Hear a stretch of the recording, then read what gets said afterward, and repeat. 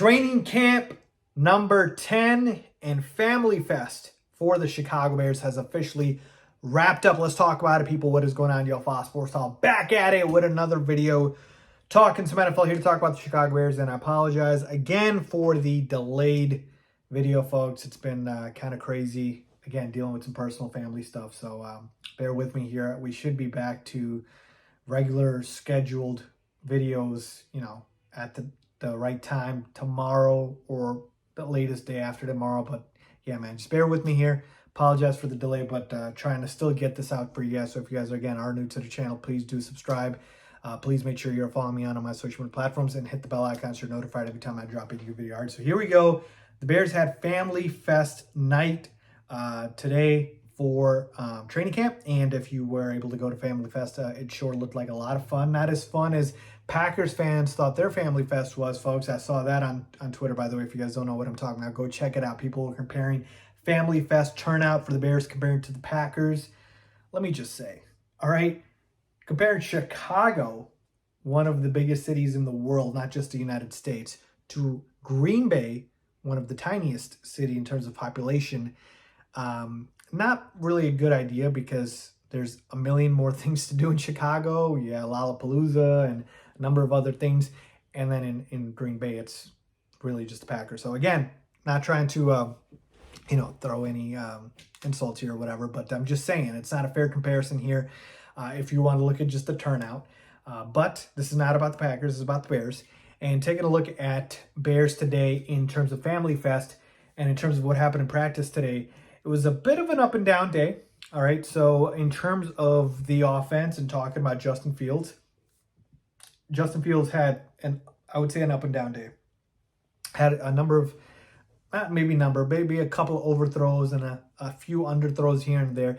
Don't get me wrong, still was solid overall, but just, maybe could have been a little bit more crisp, if you will. So just a couple of the highlights here. He had a touchdown to Cole Kmet on the right side end zone. That was an absolute dart, by the way. You love to see that.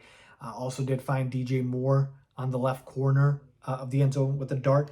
And then he found DJ Moore, I think it was on the last play of practice, right in the middle. I mean, all day to throw here because it's practice, but it was an absolute dime and put it right only where DJ Moore could get it. And, the thing to highlight here, and also one more had a crossing route to Chase Claypool for a touchdown. That's another touchdown that he had.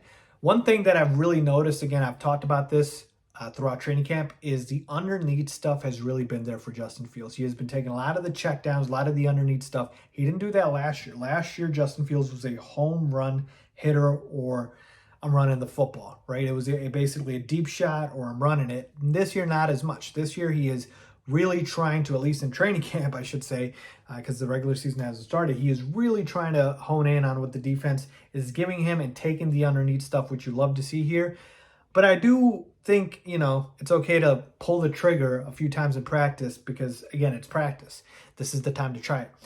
And when he did try it once, he did get intercepted by Jalen Johnson. Now, this is a great play by Jalen, so credit to him. But, yeah, he did get picked off. But he did have a deep shot, I believe, to DJ Moore down the left sideline. Excuse me, not DJ Moore, Darnell Mooney.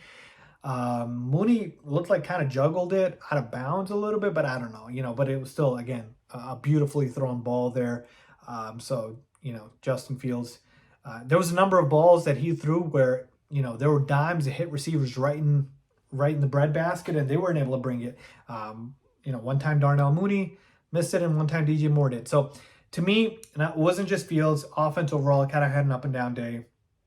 And overall, I feel like now we're kind of at that point where, hey, preseason's right around the corner, regular season's right around the corner.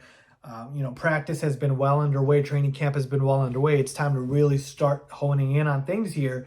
And the defense has been stepping up. The offense has been solid. And so I think we're really going to start to see things kind of settle here where, the playbook, the offense, and you know how things are going to go. And now I'm not really looking too much more from practice. I'm really looking for, hey, what are we going to see in the games? You know, what are we going to see here? Because to me, I think the offense has shown me enough. Justin Fields has shown me enough in practice where he has full command of the offense. He's going to be able to be smart about it. He's going to throw more than he's going to run this year. He's going to take the underneath stuff. He's going to take what the defense is going to give him, and he's going to be smart about it. All right? Obviously, you're going to have mistakes here and there. No one's going to go, you know, throughout the season and throw 0 interceptions, but you just want to see the progression, and that's what you see from Fields throughout training camp thus far. So those are my overall thoughts, guys. Let me know what you guys think. Up and down day for, I see the Bears overall, and notably the offense. Leave a comment down below with your thoughts, as always.